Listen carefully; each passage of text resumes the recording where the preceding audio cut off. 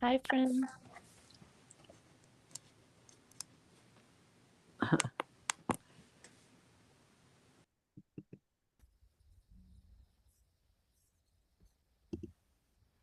Jenna, I'll go ahead and work on admitting folks while you're Okay.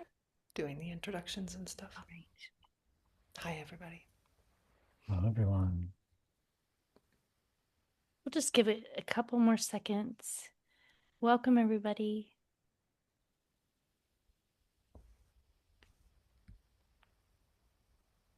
All right. Hello and welcome, everyone. My name is Jenna Kirkpatrick, and I am the manager of outreach and engagement for Evermore. Evermore is a national nonprofit based out of Washington, D.C. For over 10 years, we have worked with Congress, the White House, and multiple federal agencies to advance common sense, human centered policies, including securing paid bereavement leave for our U.S. Armed Services. We advocate for meaningful policy change, advance bereavement science, and cultivate innovative programming among communities. We are honored to host James Cruz's book launch tonight with our Evermore Poet Laureate, Rosemerry Wahtola Trommer. Please visit us at evermore.org to learn more about our mission to make the world a more livable place for all bereaved people. We will also be sharing a special newsletter with you after this workshop called Evermore Voices. It will contain the recording of this workshop and the featured poems and invitations to write from James and Rosemerry. Rosemerry Wahtola Trommer lives with her husband and daughter in Placerville, Colorado, on the banks of the wild and untamed San Miguel River. She teaches and performs poetry for mindfulness retreats, women's retreats, teachers, addiction recovery programs, scientists, hospice, literary burlesque, and more. You can find out more about Rosemerry at wordwoman.com and read her daily poems at 100fallingveils.com. And I will put these links in the chat too. As a teacher of mindfulness and writing courses, retreats, and webinars for more than a decade, beloved poet, editor, and writer James Cruz has seen again and again how poems can initiate a deep dive into our own experience and how reflecting on poetry can open the floodgates of feeling. Turning Toward Grief presents a collection of highly accessible and comforting poems, many of which have been shared by thousands of people. Sign up for weekly poems and prompts and learn more about James at jamescruz.net. So please join me in welcoming these two beloved poets, James Cruz and Rosemerry Wahtola Trommer.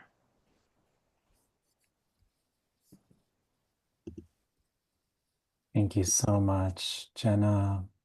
Thank you to everyone at Evermore for having us this evening. It feels so lovely to be here with all of you who have gathered and to be here with Rosemerry Wahtola Trommer, who is not only poet laureate at Evermore, but she is also the poet laureate of my heart.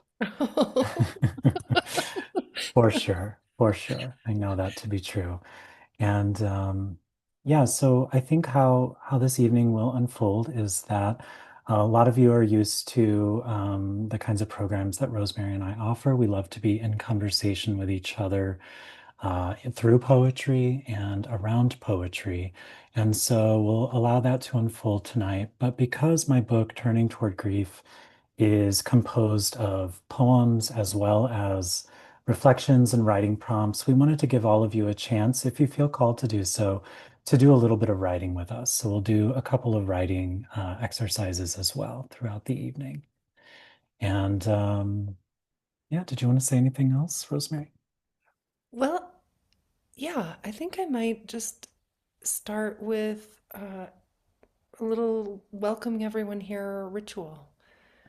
And I think to do that, let's maybe begin with a little bit of silence and an invitation to put your hands anywhere on your body. I'm going to close my eyes because that feels good to me, but you don't have to, of course. But maybe close your eyes and maybe open your hands, open your palms, and let them rest anywhere on your body. Maybe your chest over your heart, maybe on your thighs or against your belly, or maybe even cradle your own face, as if you could thank your body for showing up. Thank you, body.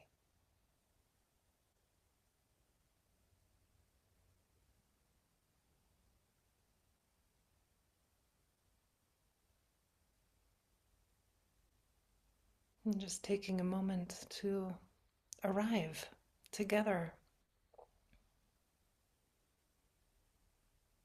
And then opening your eyes and saying, oh, hello. Hello, James. Hello, Rosemary. And hello to the people who you can see in a little strip on top of your screen. Hello. Welcome to every other person who's chosen to show up here. And I think maybe as another way to invite you in, if there is someone or something in particular that you are grieving tonight, then I invite you to put that in the chat bar, the person's name or the name of the whatever it is that you're grieving, and we'll invite all of it to come into this space with us right now. And as you're bringing those names into the chat bar, I'll just sing a little song, a grief song from Langston Hughes. And please read the names as they come in out loud in your own muted space. But say the name of your person, the name of your people, the name of what it is you're grieving, but say out loud someone else's names also while I'm singing this song again from Langston Hughes. Wave of sorrow, do not drown me now. I see the island still ahead somehow. I see the island, its sands are fair. Wave of sorrow, take me there. Wave of sorrow, do not drown me now. I see the island still ahead somehow. I see the island, its sands are fair.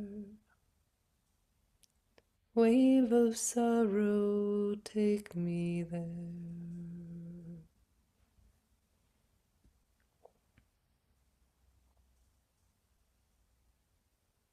Thank you for adding the names, for saying them aloud for yourself and each other. And I'll just add Finn and Dad and Kira. James, you want to say a name or two out loud?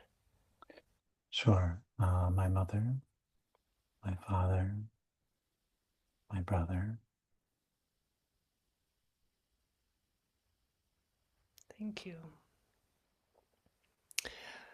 And I just want to point us to part of the reason, the main reason we're here together is this beautiful book, Turning Toward Grief, which is, as James said, not only poems, but also reflections on the poems, and also invitations for doing your own writing and reflection. And I don't know, James, maybe let's just start with what how did the book happen? Tell us, Mm, what's your origin story with Turning Toward Grief? sure. Yeah. Well, it really began back in 2022, which, there are certain years in your life when things feel especially overwhelming and almost out of balance. There's a cascade of transitions, changes, losses, and that was that year for me. So I transitioned from a job as a university professor that I loved very much. I lost both of my grandmothers. I lost my mother and became even more estranged from my brother. And those losses just piled up. I have this image of losses being like the strata in rocks carved out beside a river. You can see them. They feel hard, so present. There's this pressure pressing down on you. And that was that year for me.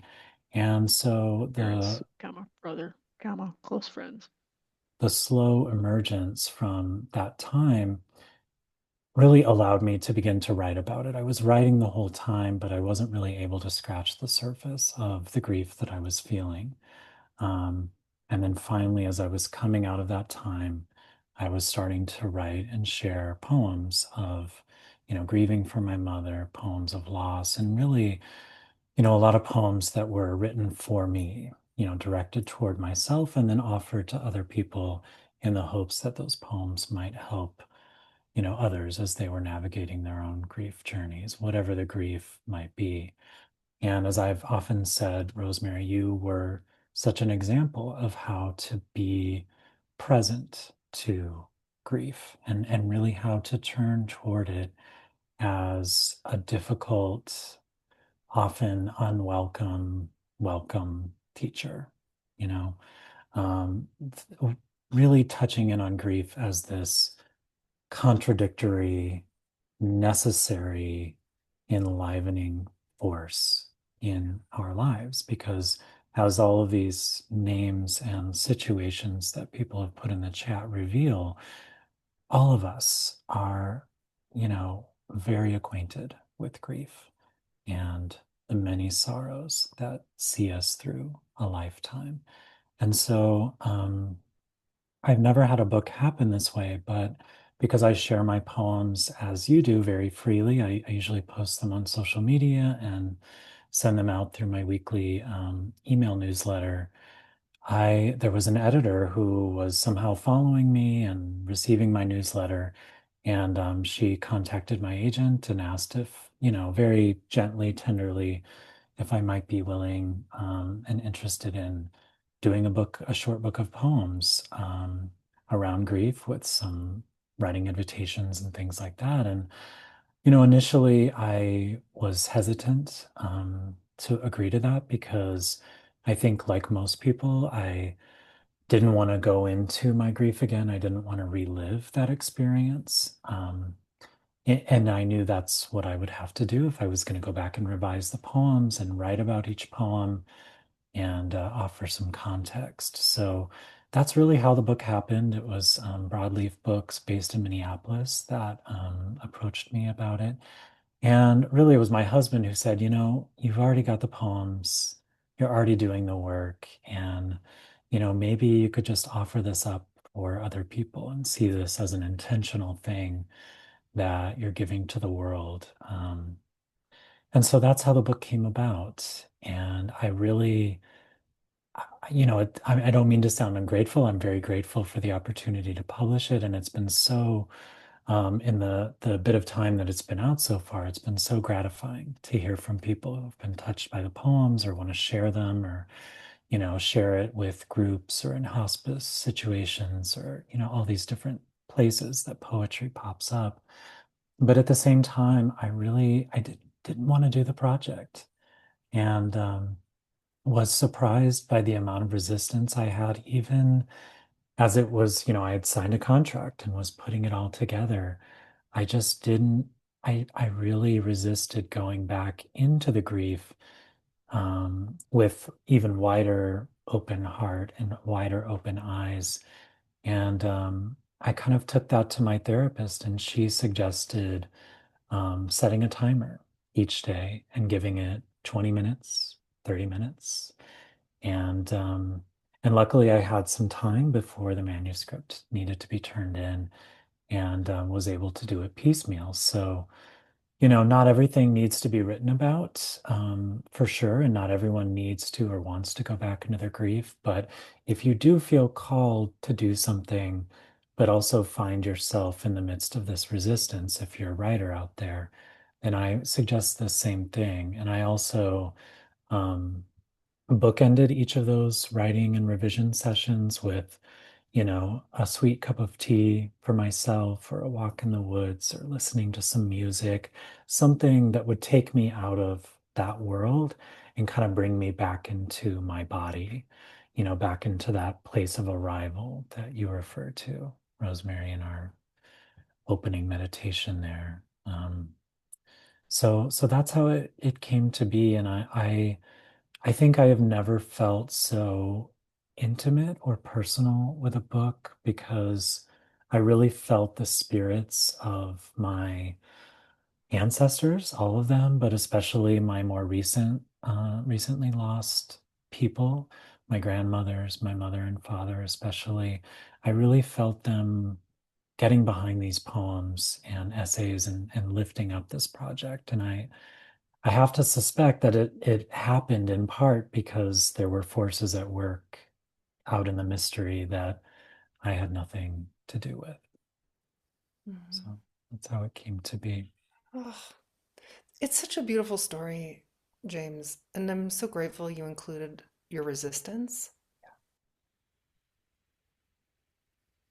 It's true. How to turn toward grief is no small thing. To say yes, I'll meet it again and again and again. And know that each time we'll continue to be opened by it and that isn't often it isn't comfortable. That often it can feel like a re-injury. It can be at the very least it's going to ask us to be so utterly present and and that can be tough. So what a gift you gave to everyone else by doing it. I don't know. I'm curious about in the end what kind of or was there a gift to yourself from it, from the Mm. process? Well, can I read a poem and then answer? Please, of Okay. course, yes. Well, there was this poem that came to me during, I did a little solo writing retreat in Quebec City, which is just a little ways north of us here in Vermont. And it was Mother's Day weekend. I didn't plan it that way, but it was Mother's Day weekend while I was gone. And so I think my mind planned that for me so that I would be, alone and receptive during that time. And so this poem came to me and it's called Made Visible. Some days I wish our pain was visible, that our grief gave off a slight glimmer from the center of the chest, so that as we walked down the street, shifting a bag of olive oil and bread from one hand to the other, every passer-by might see a glow lifting off of us like moonlight on the surface of broken water, and know to soften their eyes and whisper, hello.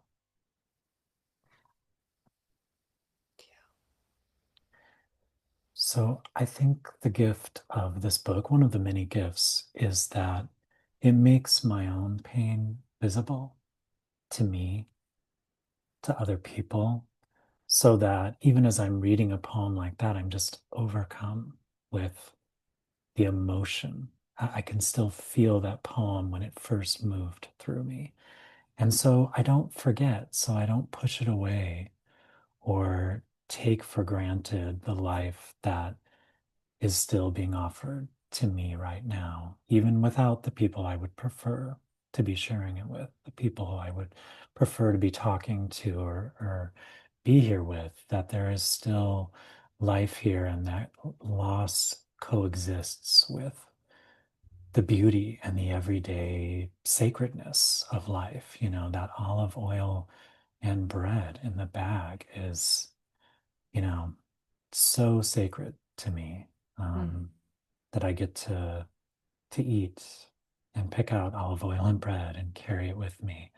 And so I think that that is the main gift, not just for myself, but for other people to make that pain visible and make it apparent. yeah. Yeah, not to dwell in it, not to sort of wallow in it, but to own it. It's that image of the moonlight on broken water. It's jagged. It has a quiet, dark beauty to it. And I think that death can and grief can teach us to live in those dark places with more awareness and to see beauty where we might not have seen it before. Yeah. Right.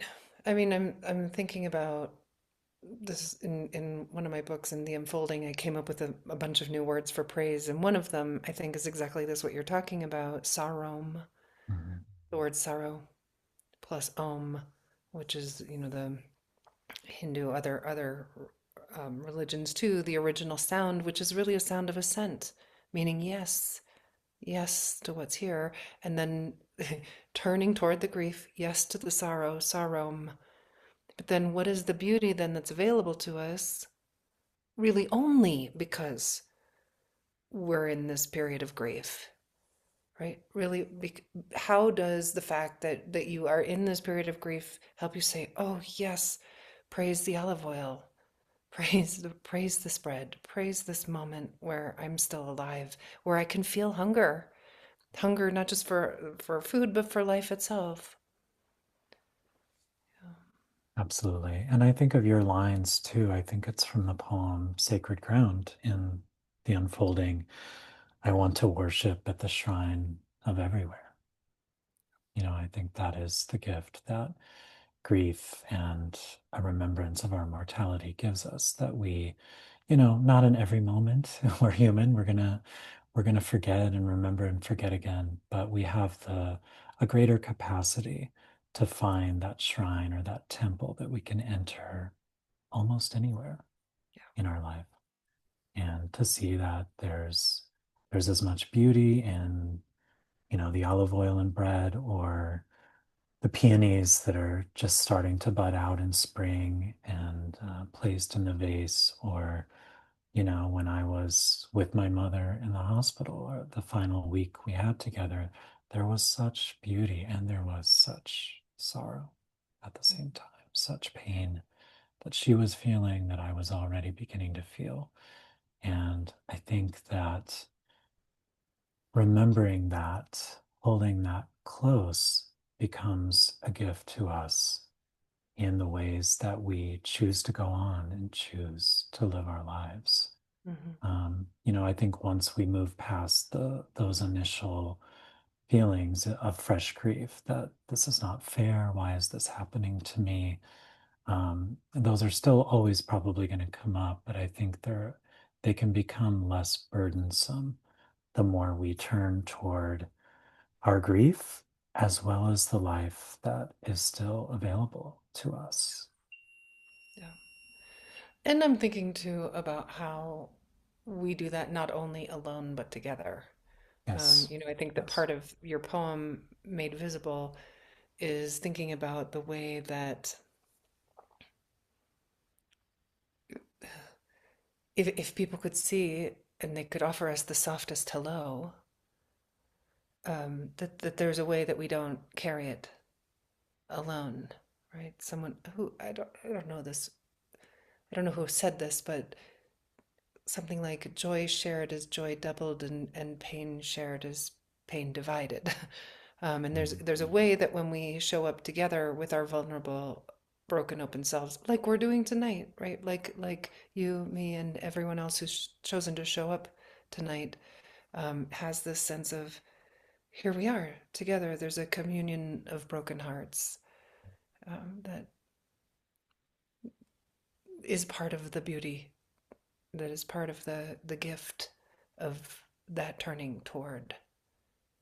Mhm. Um, Actually, I have a poem about that from a retreat I did at Kripalu November. It was a 4-day grief retreat, and this I think I wrote toward the end of it, called "Those of Us Who Choose to Turn Toward Grief." Somehow we find each other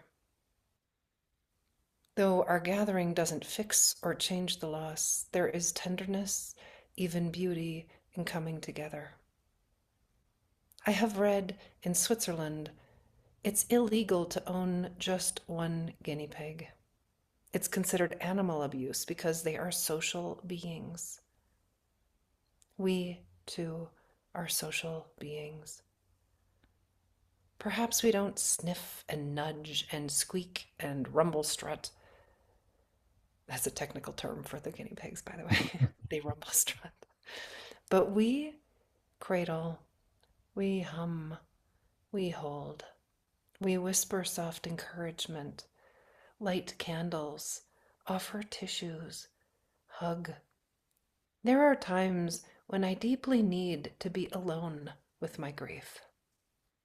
Even then, curled into myself, quiet in a quiet, dark room, even then I am held by the certainty I am not alone. What a gift we give to ourselves, to each other, when, in our grief, we enter the circle of those who grieve and meet each other with open hands and say, I see you, brother. I see you, sister. I know. It isn't easy. Here I am.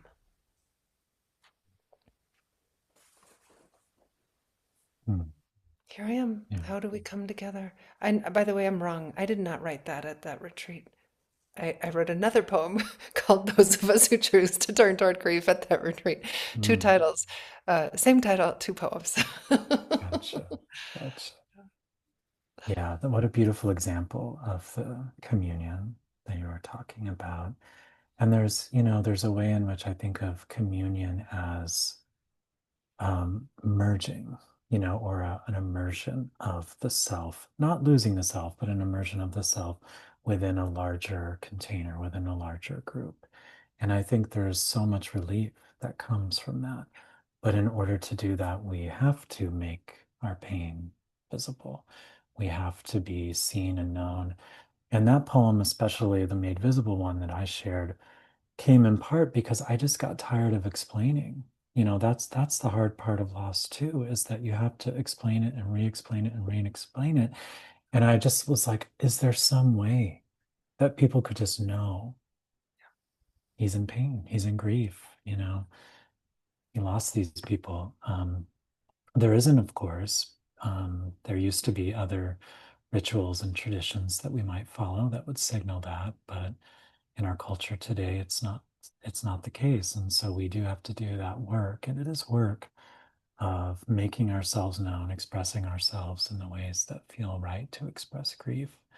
But I think your poem illustrates so well that coming together and that, here I am, sort of like a raising of the hand, like here I am for me, but I'm also here for you and here for the energy that's created in a room like that or a room like this when we all choose to come together and really let ourselves be seen, let our hearts be known.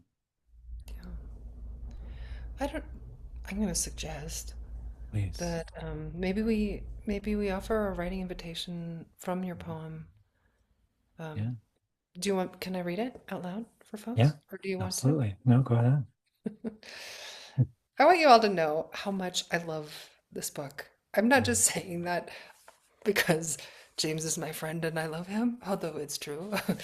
But I'm also just saying it because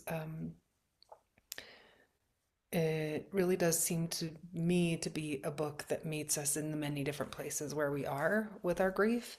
And I feel like this book is a beautiful companion for that. And by the way, it also feels good in the hands. Like Yes. this book actually feels like a little bit like a hug. It's like somehow a little bit soft.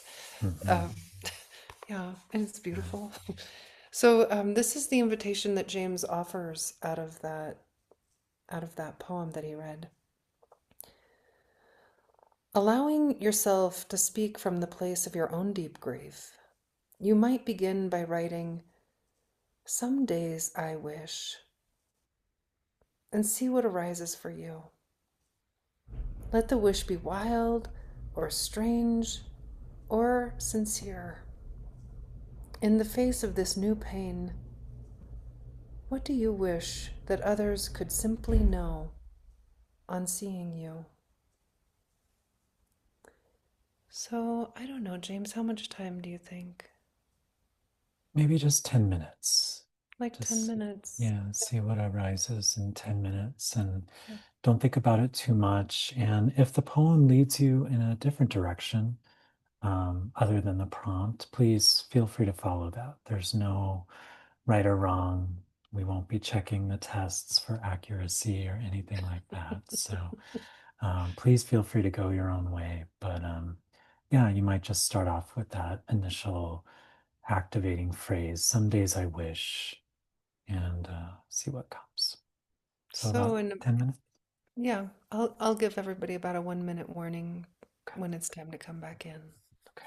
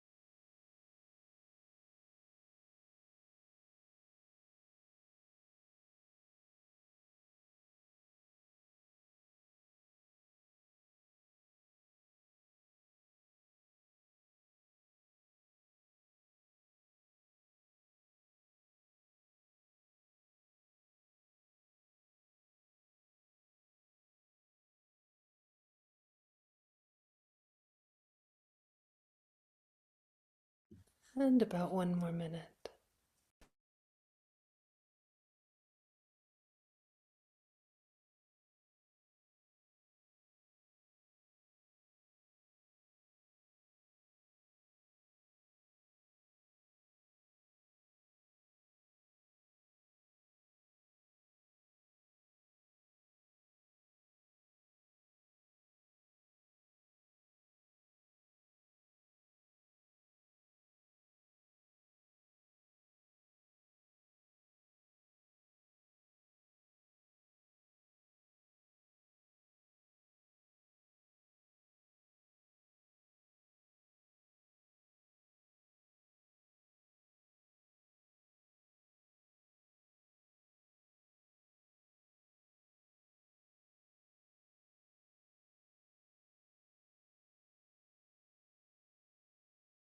And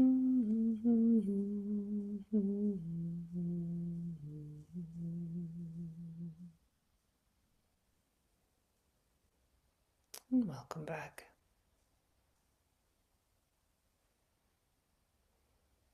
It was a beautiful idea. Thank you so much for inviting us to write about that particular poem. Mm. Mm. Well, maybe I'll share something else from the book.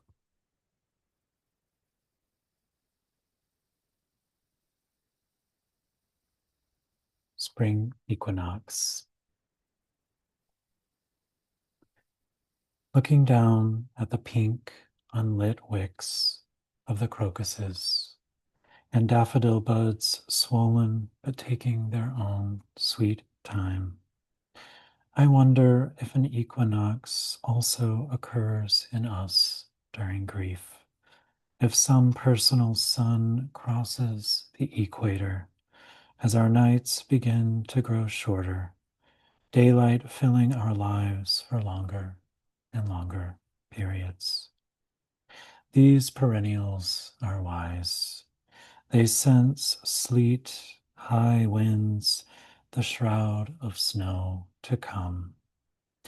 Maybe there are parts of us that know without our knowing when it's time to open again. We just wake up one morning drenched in light and shivering, forever changed.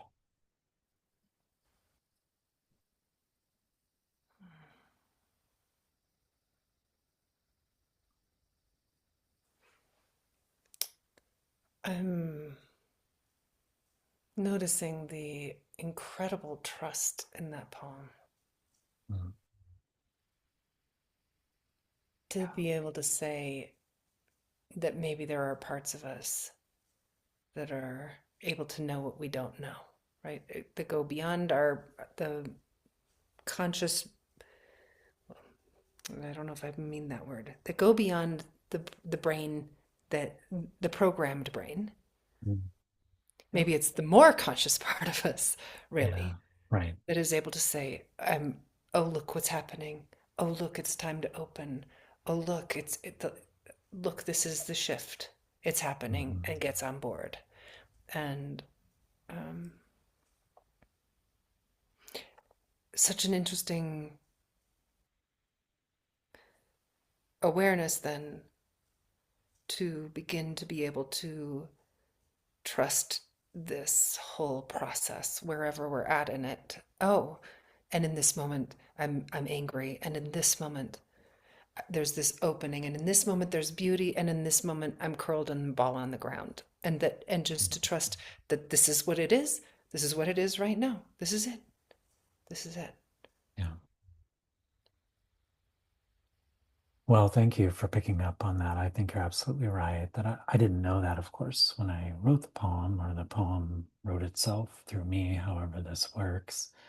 But it is very much about trust, and trusting not not even just in the process, but I think for me that there was a process that was unfolding that I wasn't necessarily aware of in my logical brain, or really even attuned to, but certain things would just happen, or I would be called to certain things, or I could feel in the same way that, at least where I live, it's a very slow incremental shift from winter to spring, and, a little forward and then a little back. And it just felt like a very similar process to how um, turning toward grief, welcoming grief was working for me in my own life. And, there are peonies on the cover and, way too many poems probably about peonies in the book because we love looking out at the window and tracing this very incremental, and then it's not so incremental. It's just this like extravagant, huge opening of these things that are way more intricate and beautiful than they need to be. I mean, really, like why all the ruffles? Why do these things need to be that amazingly beautiful? Probably a scientist could explain it, but And effulgently odoriferous also, right? yes, those are the perfect words because those are, Baroque grandiose words for these Baroque grandiose flowers. But there is still this slow process of opening. And if you really pay attention, you see that incremental nature of things. And you see that there is also, just to go back to that idea of communion and needing others, that there's a mutualism at work, that probably there is a reason for all those ruffles. There is a reason that the peonies bloom the way that they do.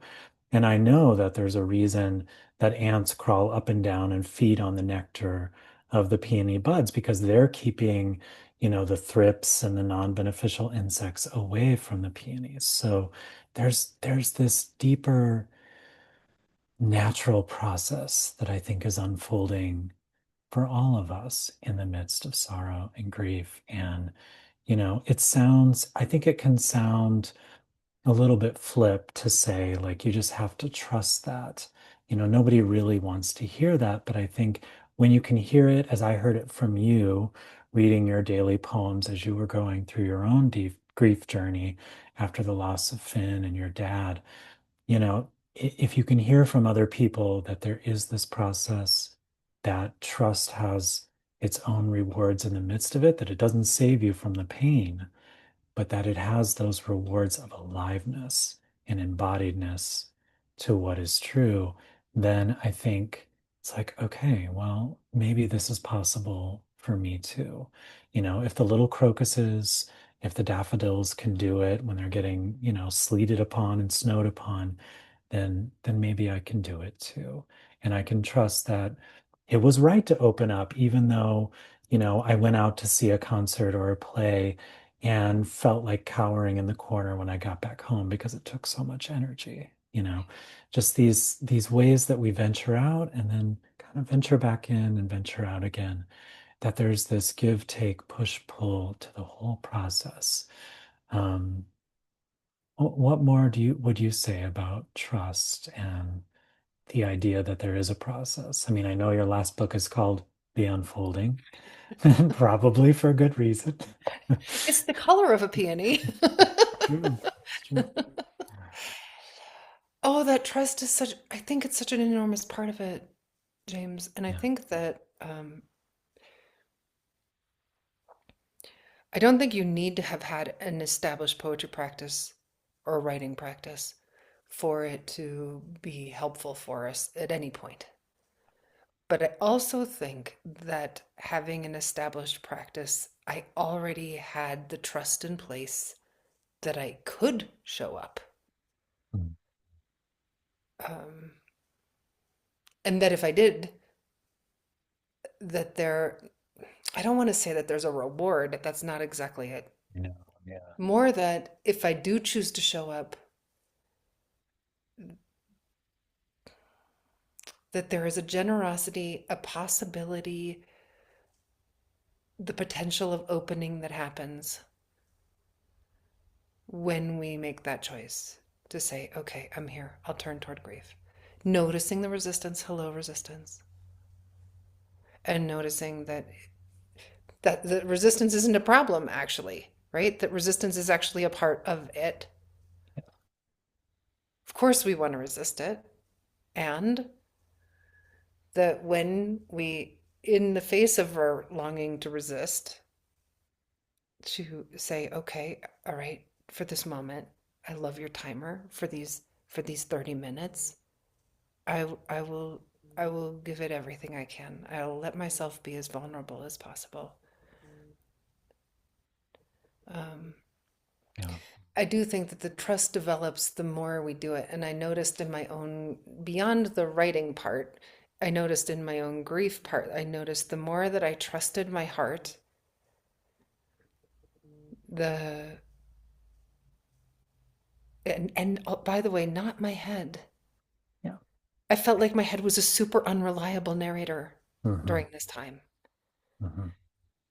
But if I could, if I, every time I showed up with my heart, there was a generosity. That's the word I feel. I could feel how held I was by love. It was never something that I could not meet.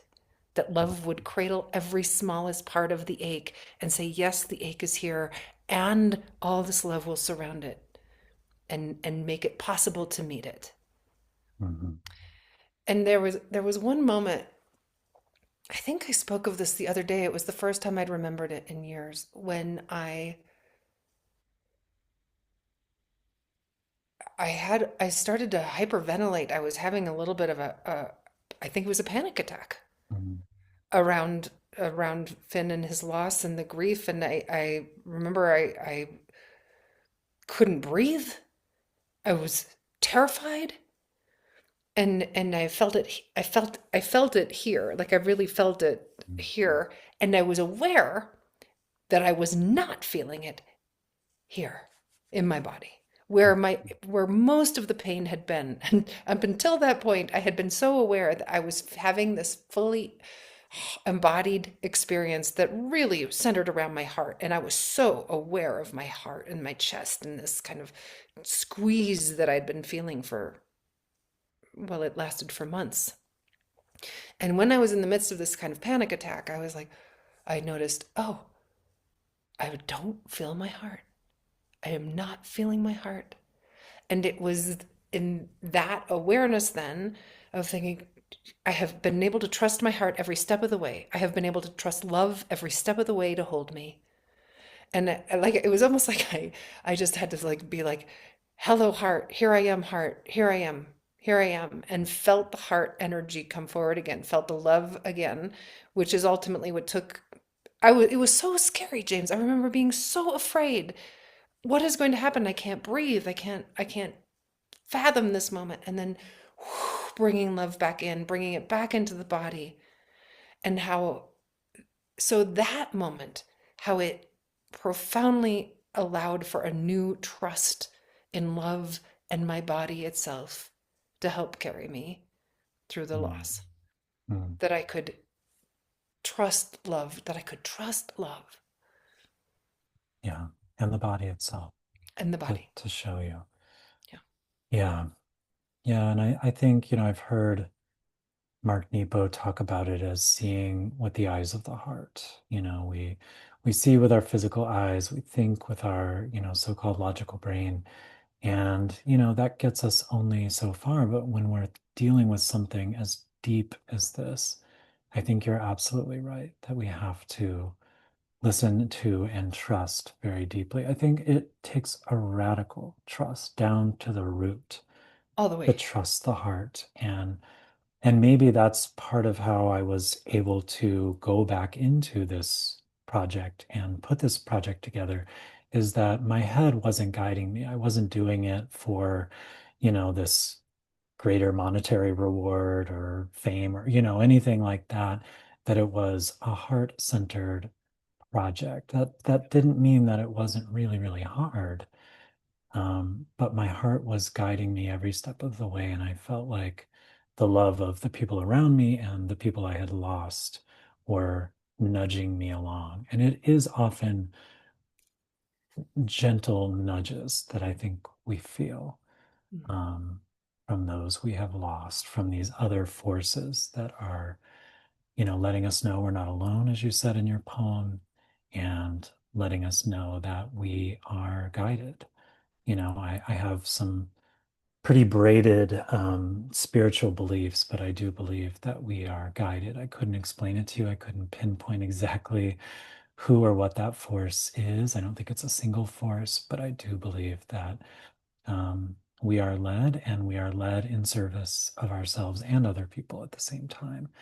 And, I wanted to go back to that word I used, reward, because it absolutely does not feel like the right word, in part because I've heard people talk about it with, any sort of practice, but especially like a spiritual practice, say meditation, where the goal is to just be present with the pain in your body and the breath in and out and whatever arises in your mind.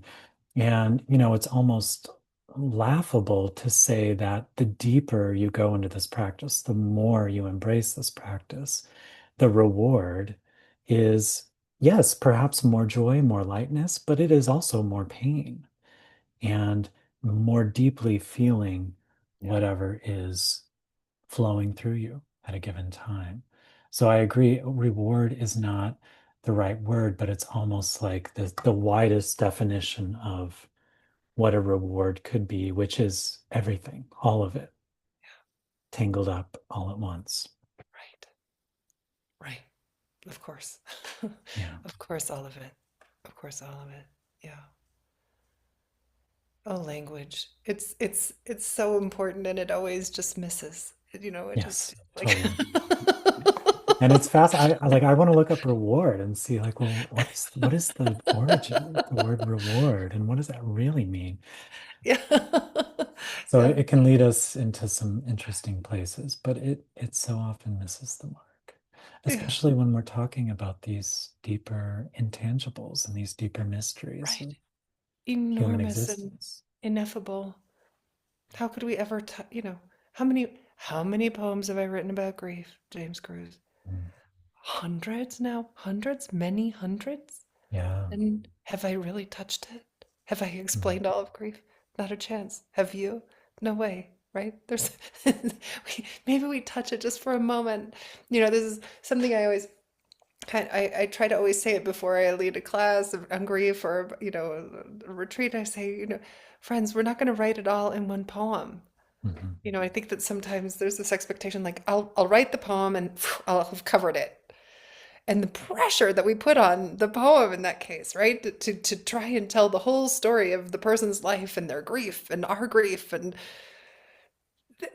no, it will not happen. That's utterly unrealistic. So to know that each moment that our grief is changing, that our relationship with whatever it is that we are grieving is changing, uh, and that this it goes on and on. Like each time we it's like we, as Emily Dickinson would say, we circle and circle and circle. It's as if, my business is circumference and we get to see it from a Mm. new angle again and again and again and again and again and again and again.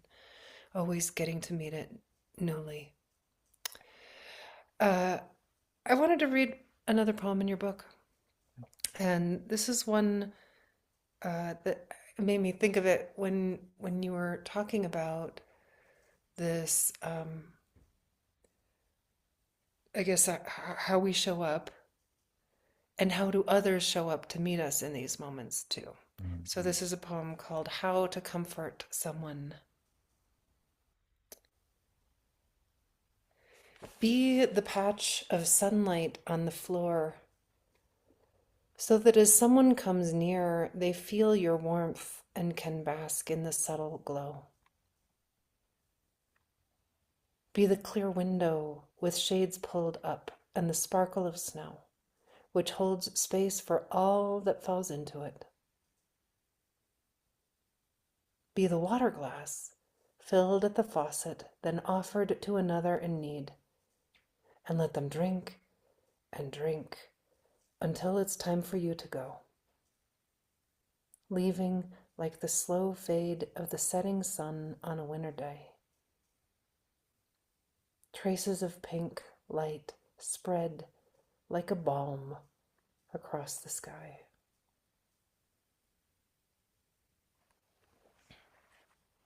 Mm. What do you notice hearing it read back to you? Mm. Well, I noticed, I mean, I guess just to build on our previous conversation that, I'm a different writer now, and grief is the never ending, ever changing story. So I think How to Comfort Someone would be a different poem for me now. Um, I'm not sure exactly how, but I just, I receive where I was, and I think I love that image of I love sunsets. So I love that image of the sunset like a palm in the sky, if one can say that about their own work. And yeah, I think hearing it in another voice, I am taken back to that time. I mean, I can remember where I was in my house writing that poem when that Yeah. poem first came to me, what I was looking out at, the horizon beyond the bare trees. So I think it is surreal when you have these mysterious, mystical experiences, whether it's, grief, anger, love, heartbreak, all of it, and you write it down and you sort of, I don't want to say capture it because I think it's still changing, but you contain it somehow and you're able to look at it from a distance. It is very surreal. It is a little strange to look back at that previous self and to realize that growth and change has happened in a very short period of time, in the grand scheme. I mean, it didn't feel short when I was going through it, but yeah, just how slow and quick healing can be. Yeah. Yeah, I have a fairly recent poem about that. I guess my thinking is I could never have written this years ago. yeah, Uh, but now I could. It was a there's so much delight in this poem. Um, so I'll just share it called Late Night Flight. Expecting my daughter to come in late, I slept lightly, attentive to the slightest sound. Imagine my surprise when my son, dead 4 years, came into my room and spoke soft in my ear to let me know he was home. I hugged him so long, wondered aloud why I hadn't been expecting him. Let him know his sister had taken over their old room. Together, we sorted through his old art projects, old shirts, old shoes. When his sister came home, we hugged her too and played chase, leaping over the bed, the chairs. We were laughing, squealing, alive. Soon I was floating, zagging through the air with wild delight. Not because I was trying to fly, more like I was a leaf lifted by wind, soaring with no effort of my own. I chased them, my son and daughter, in this way through the dream into the day, and our laughter was then and now and somehow inside me forever. It mm, was so happy, yeah, James. It was so happy. mm, It was so joyful. It was so astonishingly wonderful. And I woke up with such exuberance, exhilaration. Like I'd spent I'd spent the night laughing with my son. It was mhm, so wonderful. yeah, I think I'm crying now for grief and joy, like yeah, just the wondrousness, glory of it, and how, like you were saying, how we are meeting that grief, how it changes, and it changes sometimes quickly and sometimes not freaking at all. yeah, Sometimes it's just how it is, how it is, how it is, how it is. Oh, no, it's different. Then it goes back, then it's something else. It's just over and over. It's just I had someone write me back after that poem. She's like, now you know, and it'll be good forever. I was like, actually, I'm not so sure about that, honey. yeah. Think so. Yeah, I, I don't know. And is it not still sad? Yeah, it's still sad. You know. yeah, But just the how much it changes, how quickly it can change, how we can go from devastation to elation because of all that love, that nothing ever changes all of that love. Nothing, nothing, nothing. Yeah. Yeah, and it is inside us forever. I mean, it definitely doesn't mean that just because you can feel that joy and hold that laughter alongside everything else that, it'll be good forever for always now. But I think there's a human urge in us that wants to believe when we have those breakthrough moments like you're describing that, okay, yeah, I'm beyond grief. I'm Yeah, past it's all it good. now. Yeah, like whatever. And we just, I think on a deep, deep level, we know that's not true. But on a surface level, some part of us would love to believe that that was the case.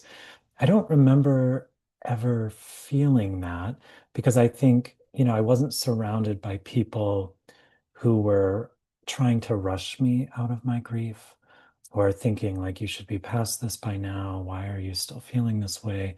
I was surrounded by really kind, really loving people who were giving me a lot of space to just be where I was and to have, my freakouts and, whatever else was happening. I gave myself that permission and they did the same thing. But I think so many of us are surrounded by that pressure to move too quickly Right. beyond grief when I think for the rest of our lives, we will always be holding it and turning toward it as a source of sadness, but also solace and joy. And, I think that that is the other gift that this book gave me. Certainly, your poems have shown me over the years, for sure, have taught me this lesson that I feel like we're finally figuring out more as a culture and as a society, but that joy and sorrow, gratitude and grief are all just woven together and that they're not monolithic. That just because you are in grief or bereaved or have recently lost someone does not mean that you're not allowed to feel joy and delight and wonder and awe. And in fact, that maybe one way to go deeper into grief is to seek out moments of joy and wonder and delight and awe. And without even realizing it, because the poems are always wiser, the writing is always wiser than I am, in the midst of going back through this book, I realized that that is what I had been doing. That I wasn't trying to turn away from the grief, I was allowing that to have space, but I was also trying to stay alive to everything else that was coming up in the container as well. And that there were these so many small moments. I have a poem about, in the middle of winter, just lying in my bed, the day was dragging on. I'm like, reading a beach read book because I can hardly focus on anything. And I just put it down. And then this bar of light slides down the wall next to my bed. And it's so alive, and I'm alive to it.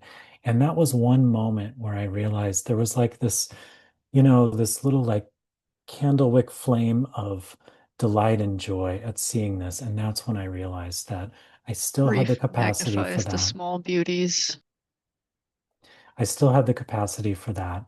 And that I wouldn't always be caught in the sorrow and the grief. Yeah. I love I love this image of you, by the way. Like with the book down and then this sliver of light, coming in.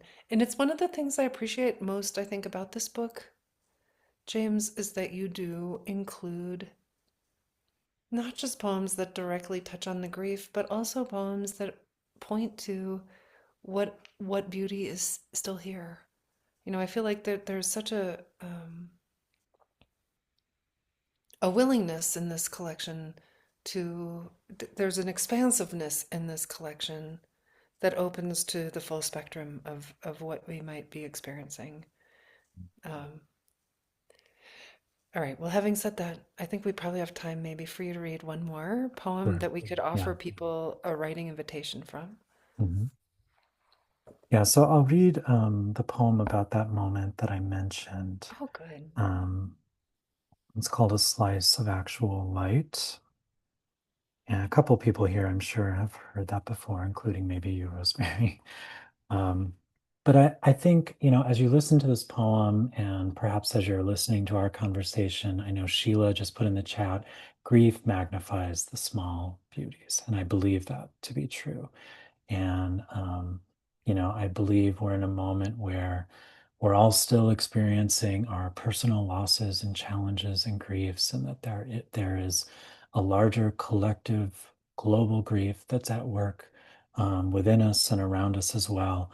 And yet there are still these other moments. There are still these glimpses of beauty and really just glimpses of the natural world or a living world. So this is called A Slice of Actual Light.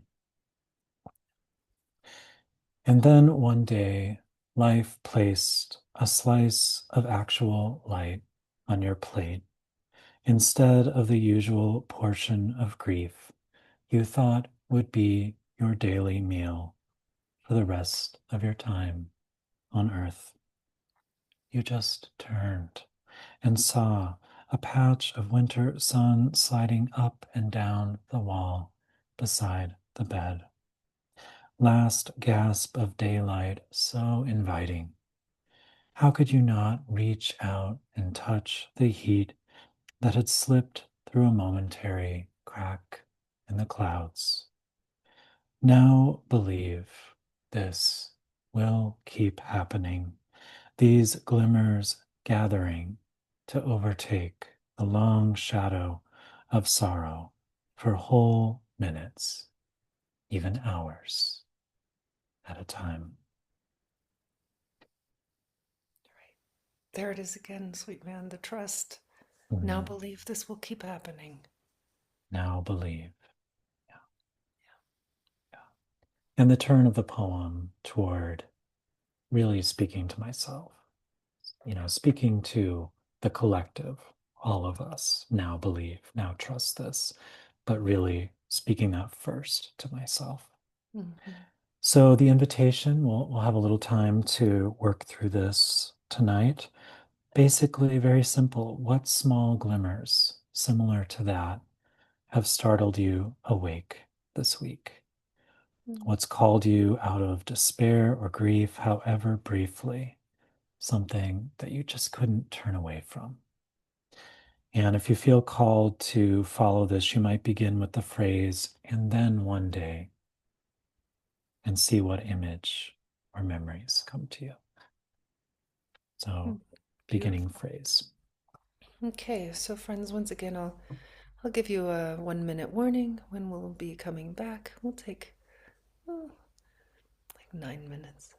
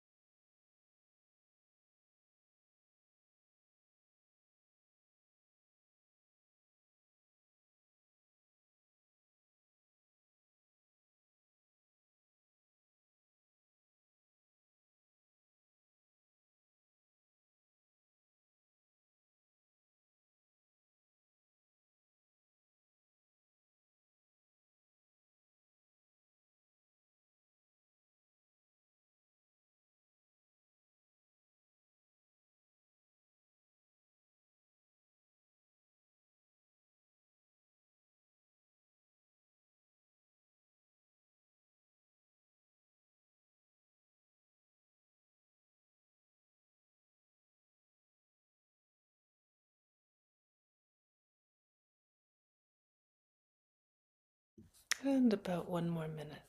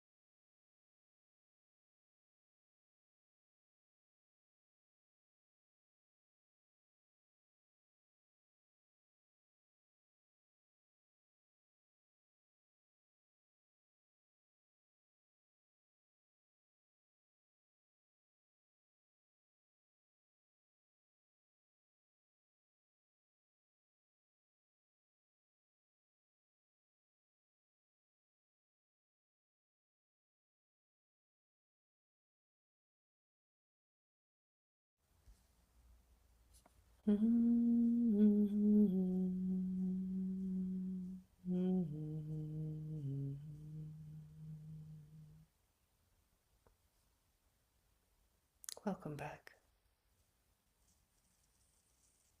I'm going to point out that Jenna, yes, wrote for us in the chat bar the etymology of reward. Thank you, Jenna. A prefix reinforcing the meaning in the root Warder. warder. Oh, warder. Okay, there we go. Is the root. I get it now. Meaning to guard, to watch, or to pay attention. So from the 14th century, it means to regard, to take notice of, to consider. Now that is stunning, actually. Isn't that beautiful? Mm, wow. To like really taking notice, not like a reward, no money, no prize. It's really, how do I consider this? How do I take notice? How do I become a better observer, a better receiver of the world? Mm, Yeah, thanks, love that. Jenna. Beautiful. I knew someone would look it up.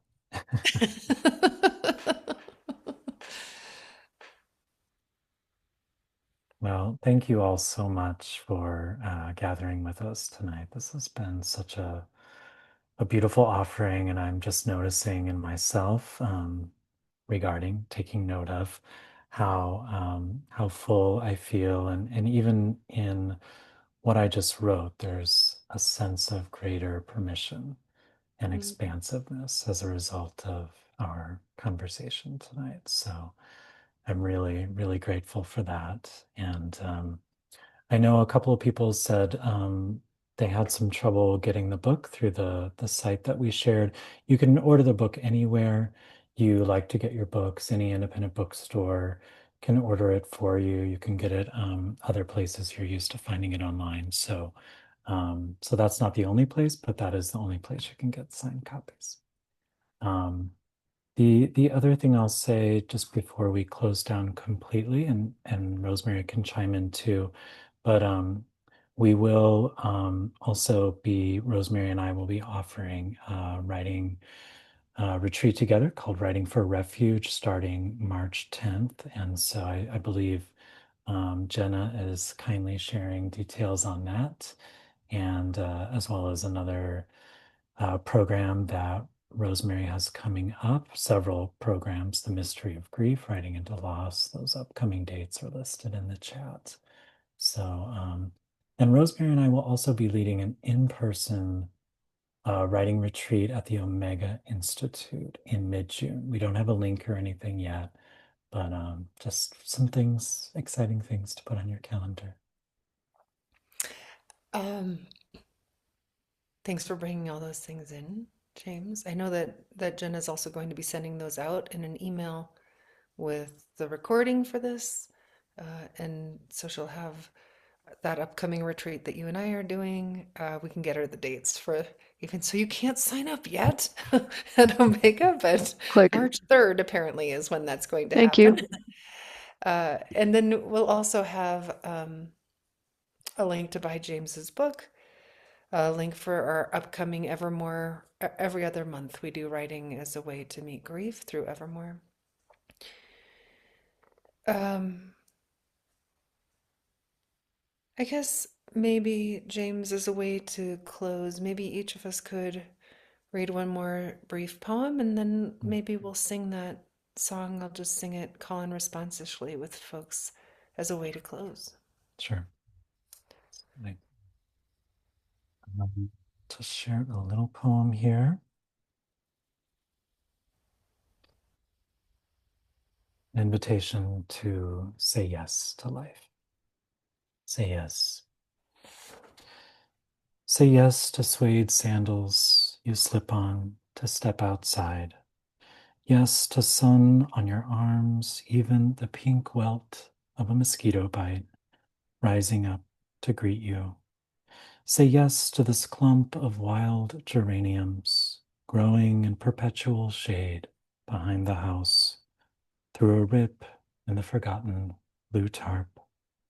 Say yes to tiny pink flowers winking in the dark you move deeper into so that you may receive their promise. Yes, they say, you too can find ways to thrive, even in those places where the light seems scarce. Okay, I also heard the trust in that poem. Yeah, it's You in every there it's poem. so beautiful how many of your poems point us toward that trust. Thank you for Mm. that, James. It's such a beautiful book, friends. I just cannot if someone you know is going through a period of grief, I cannot recommend it highly enough as a way to as a companion. And I'll share a poem I wrote in the last program that we did with Evermore. I think that was in January, and we're doing another one in March. It's always, I think, the first Wednesday of every other month. So this poem is called After I Fell in the Canyon of Grief. I didn't land. I fell, and I fell, and I fell. At first, I plummeted. I feared the landing, imagining an imminent crash. Then I fell through nights and middays, fell through kitchen floors and highways, fell through birthdays and Saturdays, fell until the sense of groundlessness was so familiar it no longer felt like peril. I don't know when I stopped falling. There was no splat, no splash, no crushing of bones, no sense of arrival. In fact, I'm not certain I'm done with my falling. But I do know now the falling is not something to be feared. Not that we grow wings. This is not about flying, it's about falling, about meeting the gravity and feeling its force and letting it carry me in ways I have never before let myself be carried. Now, I know that the canyon of grief is just another name for living the fullest life. The reward, the reward for the falling is to no longer expect a reward. The reward of falling is to learn to not resist the falling. The reward of falling is to feel how grace falls with us as if holding our hand like a teacher, like a friend. How Yeah, funny that we reward we showed up. planned all that. We We planned the whole totally planned reward all thing. that. That was pretty funny. I love that. As I got to it, I was like, oh my gosh, there it is, the reward. The magic. That is the magic. Well, friends, I'll invite you this time to sing. Yes, great plan. Um, I'll invite you this time to sing along with me, and this is how by staying muted. Stay muted, please. And I'll sing this song again from Langston Hughes. It's a poem that I put a little melody to. And I'll invite you just to repeat it right there in your own space, in your own room. If you want to sing back, please sing. Or if you prefer just to speak the words back, please just speak. And if you prefer just to feel the resonance with the words and not participate orally, but just orally with your ears, with your heart, I invite you to participate that way too. And this will be our closing. Wave of sorrow, do not drown me now. I see the island still ahead somehow. I see the island, its sands are fair. Wave of sorrow, take me there.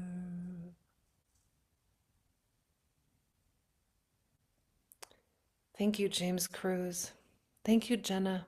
Thank you, Evermore. Please check out Evermore and support all the ways that they support people who are bereaved. You will be amazed by all the resources they offer and all the incredible programs they have coming up. Incredible programming, so many experiential ways to show up. I just looked at their website and I couldn't even believe, Jenna, you have been like outdoing yourself with art, with music. There's going to be conversations, so many ways that you can be supported in meeting your grief. Thank you. Thank you, everyone. Thanks, everyone. Such an honor to be with you tonight. Thank you. And if you'd like to unmute and just make a big old noise, this is a great time to do that. Woo-hoo! Hey, I can make a big old noise. Thank you, James Thank and Rosemerry. you. Thank you so much, both of Thank you. Thank you you. so much, all of you. Thank Thank you you. for singing, Rosemerry. Perfect. So needed, so appreciated. Thank you all. Thank you. Thank you, Thank James. you. Bye. Thank you. Bye. Good night. Good night. Good Night, night. everyone.